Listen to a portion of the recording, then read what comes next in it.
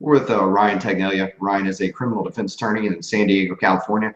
He's agreed to answer some questions related to drug crimes. With that said, Ryan, let's go into the first question that was posted online. Alrighty. I only had a few grams of cocaine on me, but I was arrested for being a drug dealer. How does that work? Okay.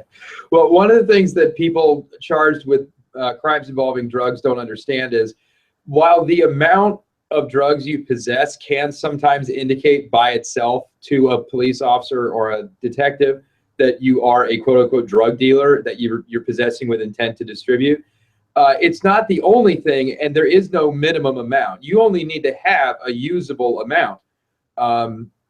As long as you agree to sell it or furnish it, you're just as quote-unquote guilty of being a drug dealer as someone that has several pounds of, say, in this instance, cocaine. Now, obviously, that person who has several pounds of it is going to be subject to various enhancements based on the weight, and the prosecutor's office is much more likely to treat him or her harshly. But as far as just the original code section that person is charged with, it doesn't matter if you agree to sell a gram or a pound. It's the same code section. Okay, all right. Next question was, the cops raided my house and found some meth. They ended up taking a rifle that's been in my family for a long time. The question is why, and the second portion of that is, can I get it back? Okay. If they execute what was up until very recently a felony arrest, they're going to take any firearms that they find. Whether or not those firearms are determined to be part of the crime is going to determine whether or not you can get them back. These days, though, with the passage of Prop 47, simple possession is just a misdemeanor. So it's going to be up to the individual officer or their agency on whether or not it's still their procedure to seize all firearms that are found. If it's shown that the gun has nothing to do with the crime, then yes, you can get it back. I mean, guns are, although they are their own special category, unless there's some other extenuating circumstances, they're perfectly legal, and the police are not allowed to just keep them if they're not related to the crime. Okay. Next question we had, and this one isn't very specific, but I'll go ahead and ask it. Does it matter what kind of drugs they found? Yes. I'm assuming they mean either in a car or in a house. It doesn't describe. Well, you know, I get asked this question a lot. What they're probably asking is, does it matter if they find cocaine versus methamphetamine versus heroin? The answer is yes and no. There are different code sections that govern different types of controlled substances, not just drugs. What we commonly refer to as drugs are all covered under the same code section: cocaine, heroin, other kinds of barbiturates, things like that. Methamphetamine's got its own health and safety code statute, and then marijuana's got its own, and then prescription drugs and steroids have their own sections. But as far as it being different types of what are just commonly referred to as designer drugs, no, they're all covered by the same statute. Okay. Next question was, I was convicted a few years ago of a simple possession. Am I still a felon? Oh, geez. Okay. This is a question that we're getting a lot, and the answer is actually too involved to give entirely over an online interview. Prop 47 complicated that a lot. And so even though Prop 47, which many people may have heard of, it's been on the news, it made all simple possession crimes of designer drugs misdemeanors instead of felonies. However, it's had other effects, because most people that were convicted, or rather charged with simple possession for many years, they were subject to a lot of diversionary programs: PC 1000, Prop 47, drug court, things like that. And so there is a difference on whether you were given deferred entry of judgment, whether you maybe at some point later on filed a motion to reduce your felony conviction to a misdemeanor. It's called a motion pursuant to 17B. If you did that, that's different. Or now, if you want to go ask for Prop 47 relief, that can grant you some types of relief as well.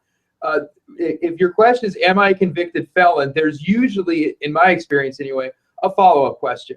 I wanted to know because the most common one is, I wanted to go hunting with my brother, and I was wondering if I could carry a gun again, or things like that. There's always a collateral reason why someone wants to know if they're a convicted felon usually having to do with either their employment status or their rights. So my advice is, if you're just wondering if you're a convicted felon and what your status is, give us a call and we'll be more than happy to pull your file for you and find out what, if any, of those remedial measures had been done and what you need to clean up your record and preserve your rights.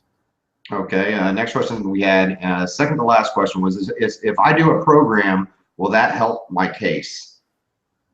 Maybe. Like I said, most of these are misdemeanors now, and sometimes a program can be part of the plea. You want to have an attorney that's familiar with, your background, what you've been convicted of before, if anything, what you're being charged with, and what a likely outcome is, given the facts of your case. Because otherwise, you could just be, as far as affecting your case, you could just be wasting your time. If you're doing a program, for example, in the hopes that it'll satisfy a deferred entry of judgment program. Well, if you take the wrong program, then that's not going to do you any good. You're going to end up having to do both. Also, if you're charged with something drug related but not straight sales, straight possession, like say drug sales, and you want to show to the judge and the prosecutor that it's all a product of your addiction, and you want to address the underlying addiction so that you can get your life back together, a program can be a good idea, but you want to run that past the attorney first and make sure it's in your best interest instead of you just wasting your time and money. Okay. Last question we have is, I have a relative who is facing charges related to drugs. Is there any way to force them into a program? They have a problem with, they've had a problem with heroin for a long time. Oh, okay. This question I get commonly asked usually by parents of defendants. They have a child most times that has a drug addiction problem, and the parent wants to know, is there a way to mandate a program? The answer is yes, but yes if, no but.